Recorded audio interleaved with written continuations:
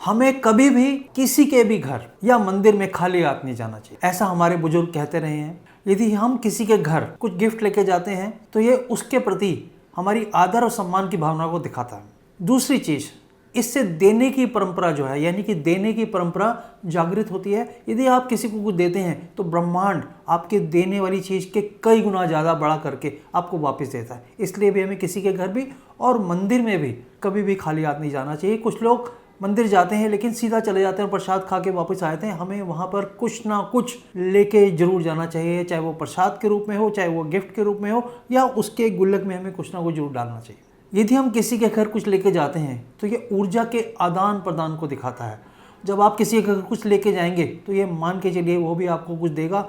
ऊर्जा जो आपने उनके घर में इतनी देर बैठे या उनसे जो बातें की, उसकी ऊर्जा का आदान प्रदान होता है। यदि हम मंदिर में भी कुछ लेके जाते हैं तो भगवान के प्रति हमारा सम्मान और हमारी श्रद्धा का भाव जागृत होता है, और भगवान हमारी श्रद्धा को बहुत अच्छी तरह समझता है। उस श्रद्धा का फल हमें जरूर मिलता है।